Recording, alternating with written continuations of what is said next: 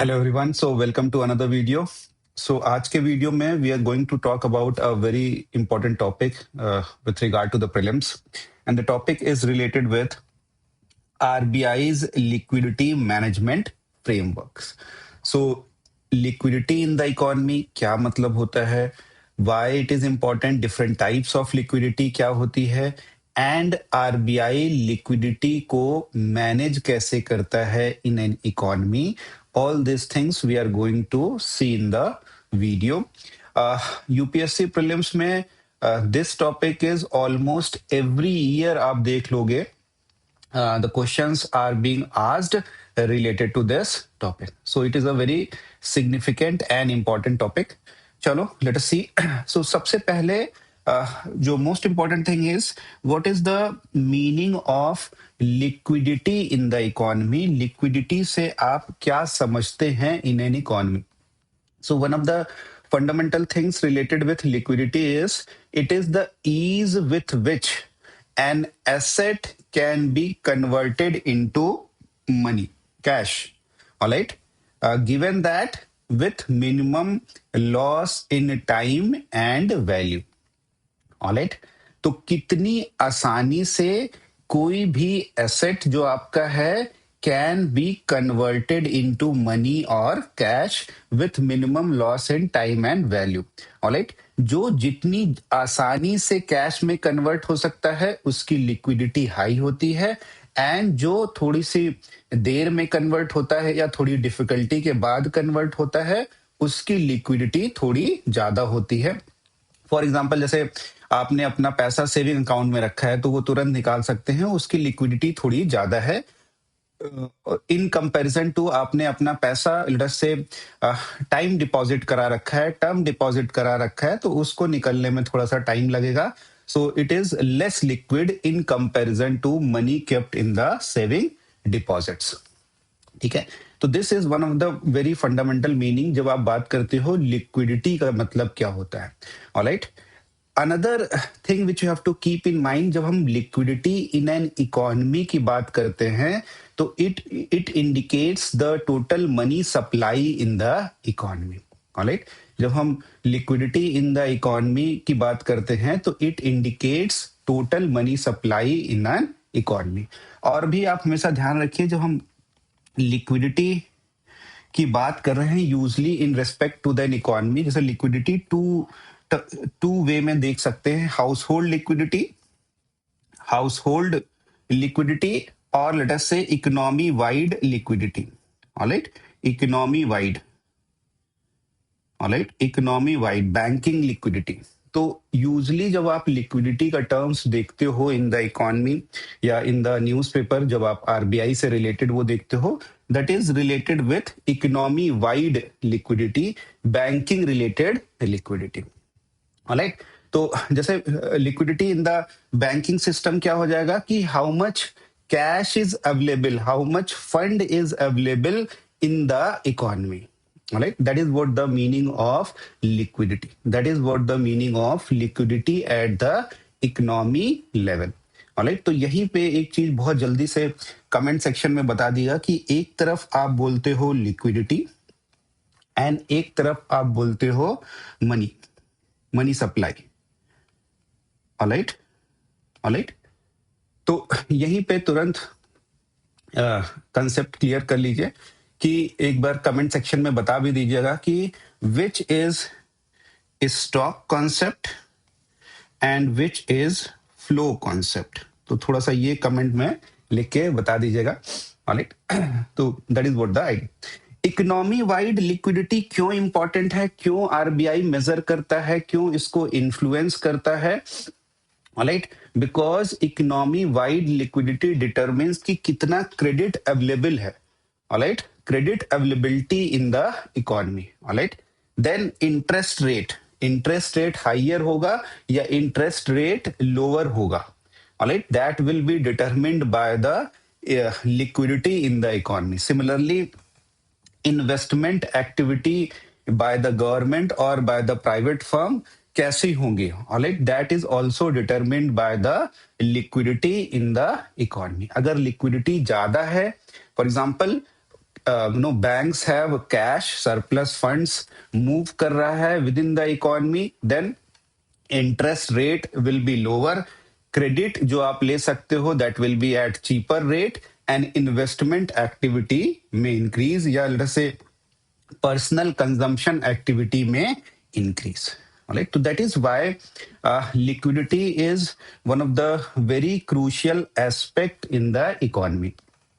Alright, तो अगर जैसे ऑन वन साइड की why RBI usually determines liquidity, तो अगर आप ये देख सकते हो if liquidity, alright, imagine if liquidity is low, that what is needed as per the economy.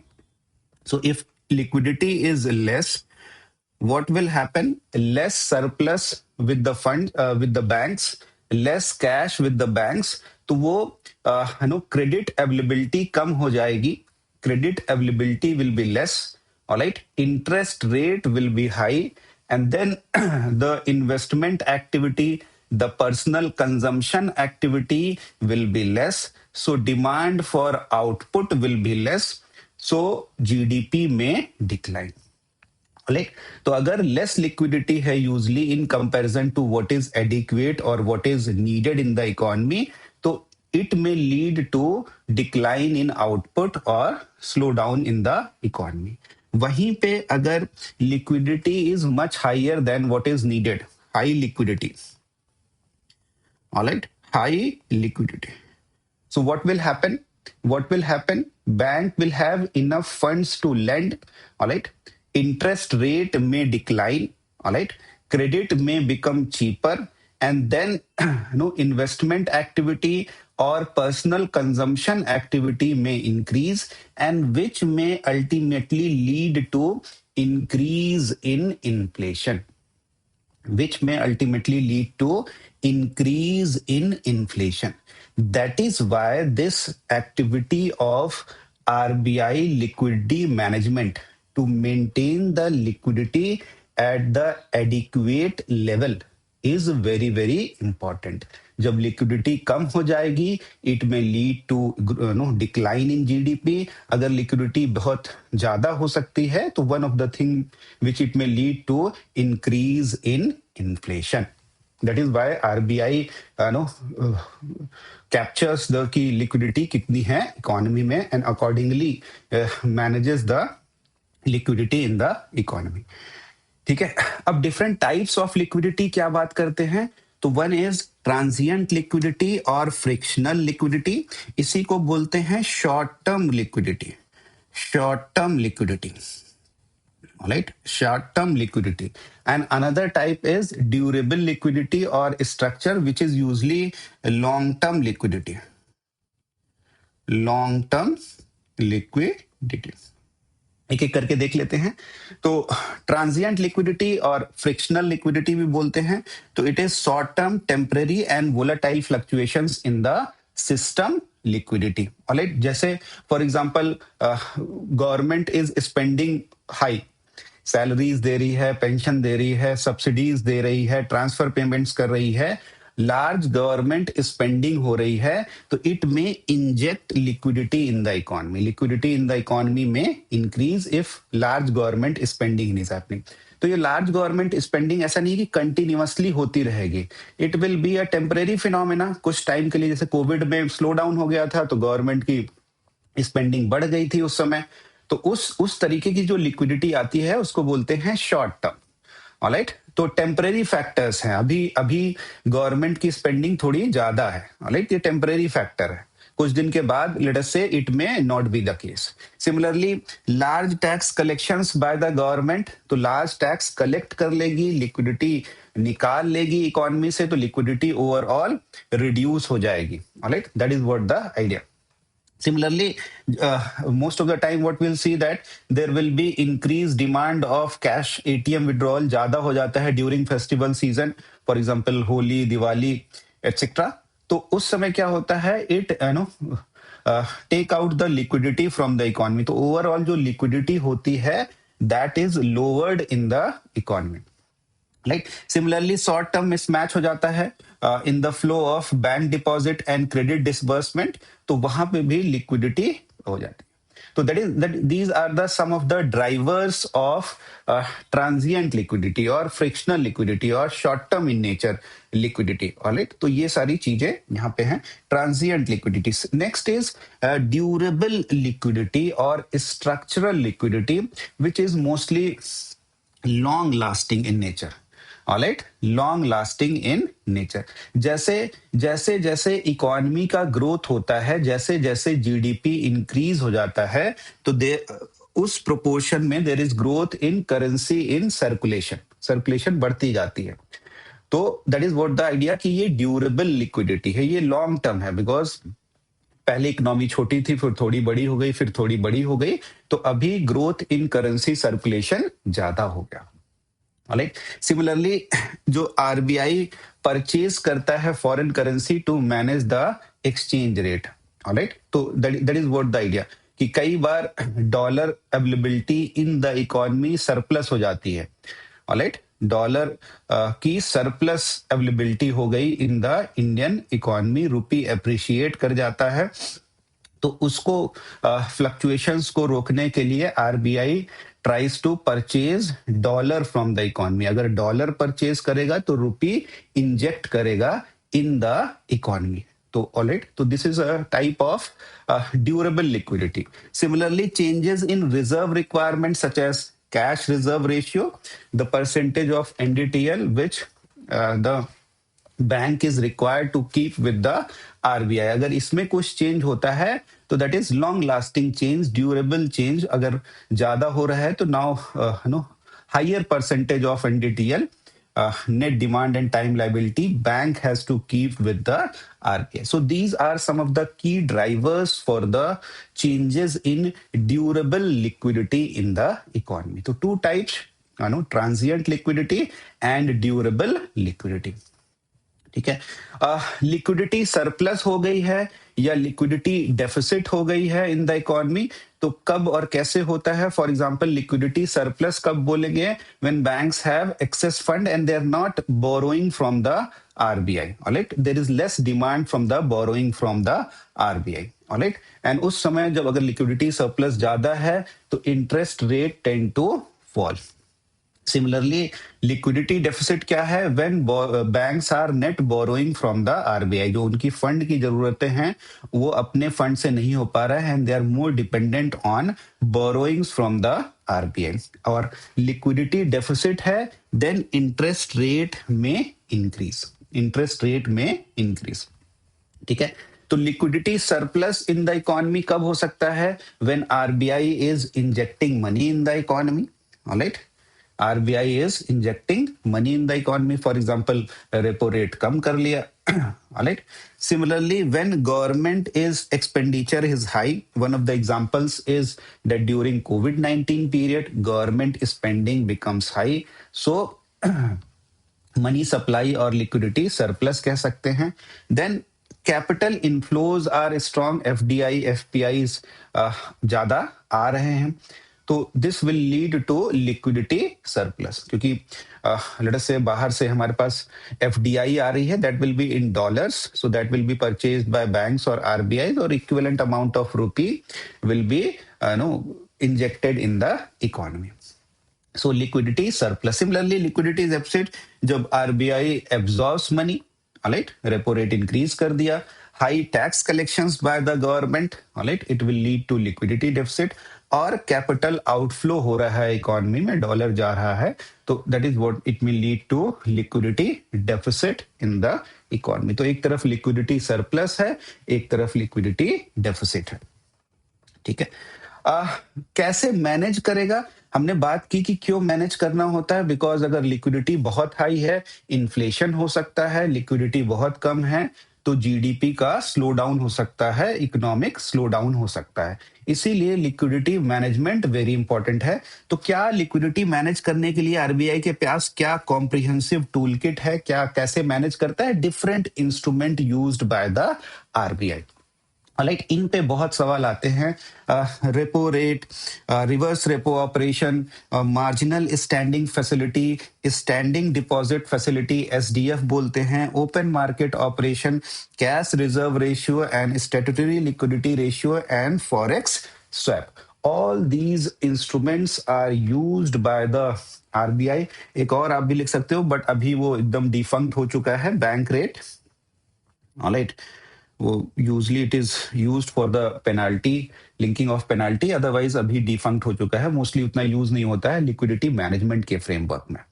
Alright, so these are the most important instruments which are used by RBI for liquidity management. So ये सारे इस पे आप every year, almost every year or alternate year, you will see that you know which of these instruments used by RBI will result in increase in money supply in the economy, increase in liquidity, decrease in liquidity.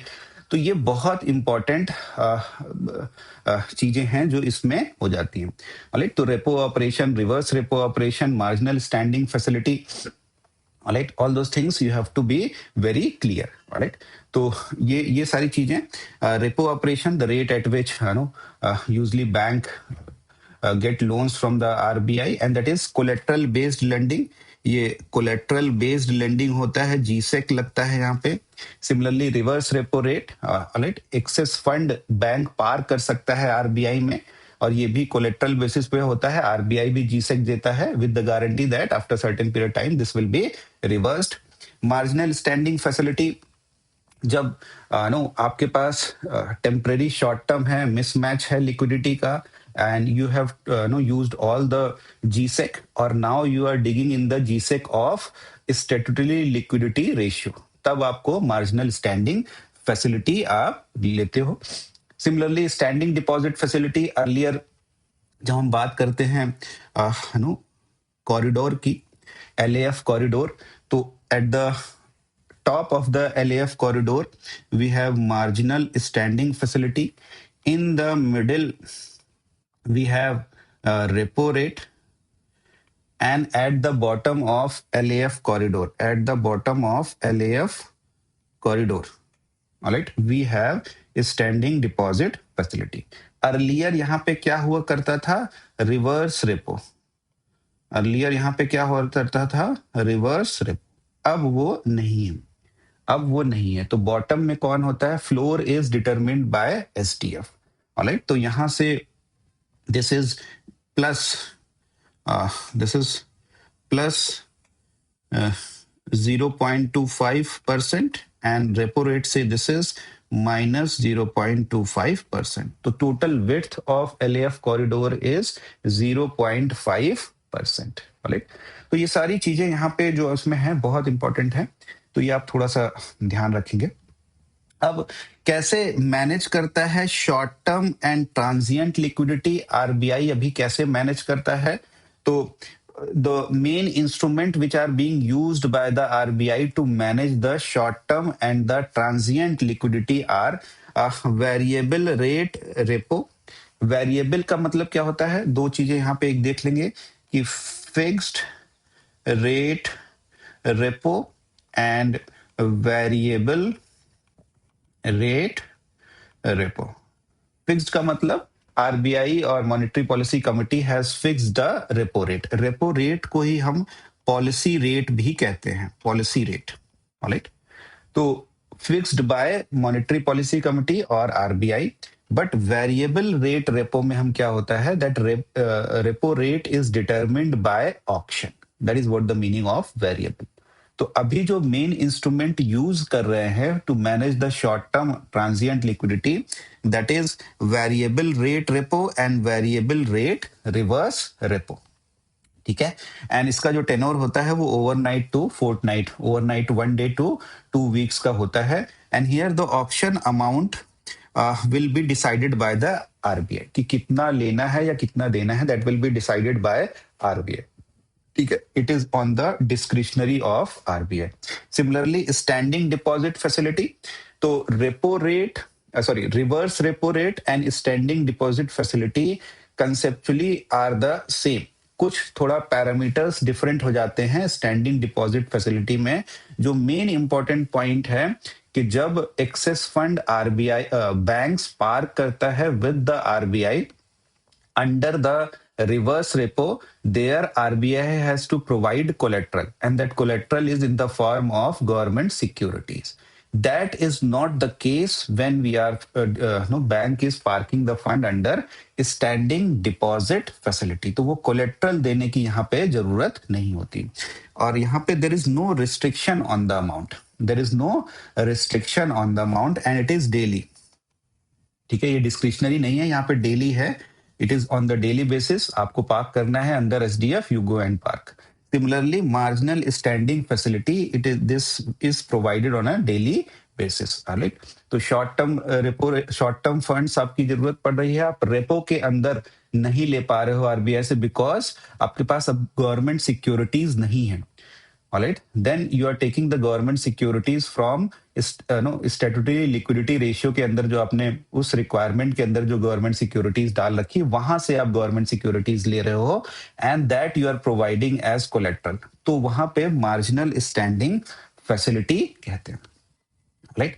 तो up to 2% of their NDTL ही ले सकते हैं under marginal standing facility. And then forex swap होता है. यहाँ पे the amount will be decided by RBI based on the assessment of system of liquidity conditions, और ये भी डिस्क्रिशनरी होता है. तो ये बहुत इंपॉर्टेंट है, इसको थोड़ा सा ध्यान में रखिए कि how the RBI manage the short term transient liquidity. Similarly जब हम ड्यूरेबल लिक्विडिटी की बात करते हैं तो आरबीआई कैसे मैनेज करता है. यहाँ पे long term variable rate repo है. Alright, long term variable rate repo that is beyond a fortnight. यहाँ पे देखेंगे up to overnight a fortnight जब ट्रांजिएंट की बात कर रहे हैं, जब ड्यूरेबल की बात कर रहे हैं beyond a fortnight. Similarly, long-term variable rate reverse repo that is beyond a fortnight. All right. Similarly, how does RBI manage the durable? Forex swap auction है and open market operation है. जैसे for example open market operation की अगर हम बात करें, it is purchase, outright purchase or sale of government securities by the RBI in the open market or in the economy. All right. तो open market operation के through अगर if RBI wants to inject liquidity, RBI wants to inject liquidity through open market operation, तो वो bond को purchase कर लेगी. RBI will purchase the bond and simultaneously liquidity को inject कर देगी economy. That is how things work under open market operations.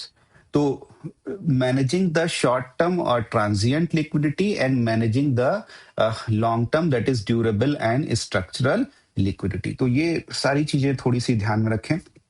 Similarly, very recently RBI has come out with the revised framework.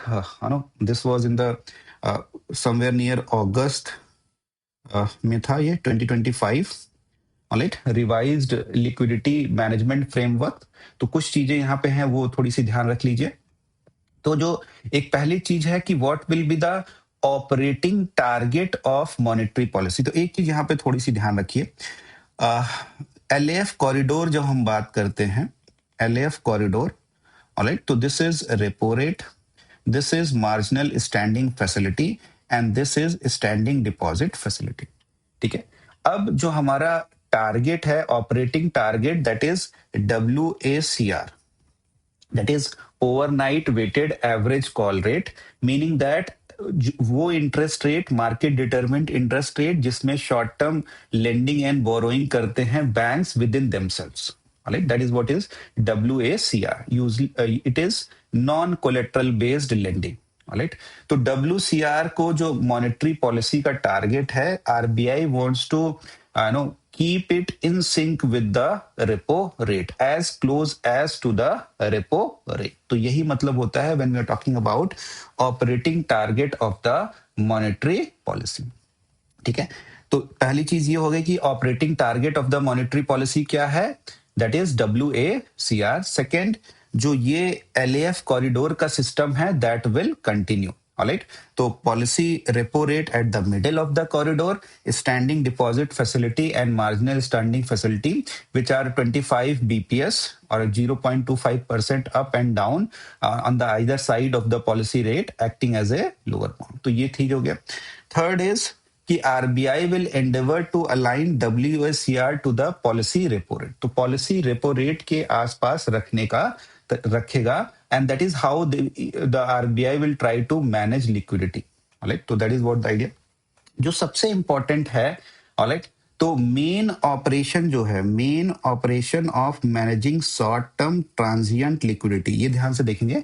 जो main operation है अब वो क्या हो गया, earlier it was 14-day variable rate repo, now it has change to 7-day variable rate repo और variable reverse repo. ये बहुत इंपॉर्टेंट है, this you have to keep in mind. जो main operation for managing the short term और transient liquidity है वो 7-day variable rate repo और variable rate reverse repo है। ठीक है, similarly no, RBI will provide sufficient advance notice to the market participants at least by 1 day while conducting any liquidity operation। ठीक है, तो एक दिन का एडवांस नोटिस थोड़ा सा दे देगी, alright, so that there is no or less uncertainty in the market. ठीक है, and the instrument under the extent liquidity management framework, alright, to manage the durable liquidity, जैसे open market operation, long term variable rate repo, reverse repo operation and forex swap, they will continue to the part of the revised liquidity management framework। और एक और जो important चीज है, the current requirement of maintaining a minimum of 90% of the prescribed CRR on daily basis, it will also continue। तो bank is required to maintain a minimum of 90% of the CRR on a daily basis। And the last is कि standalone primary dealers will have access to SDF overnight reverse repo operation and all repo operation irrespective of their tenure। ठीक है, तो ये थोड़ी सी चीजें हैं जो आपको लिक्विडिटी मैनेजमेंट फ्रेमवर्क में थोड़ी सी समझनी होगी। Alright, so this is a very significant topic, very important topic. Every year you might see questions on these basis। So I hope this video had added some value in your preparation। I will see you in the next video।